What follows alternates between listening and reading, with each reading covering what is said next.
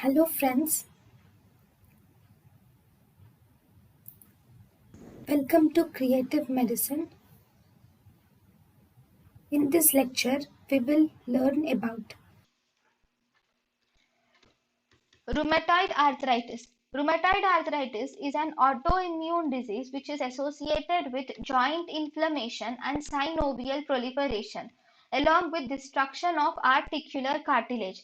The immune complexes in the rheumatoid arthritis are composed of IgM, and these will activate the cytokines these will activate the complement which leads to the release of cytokines like tumor necrosis factor alpha, interleukin 6 and interleukin 1. So all these are chemotactic to neutrophils.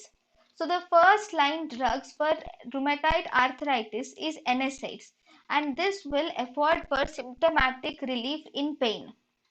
So these will cause symptomatic relief in pain. For mild and early cases are actually treated with only NSAIDs.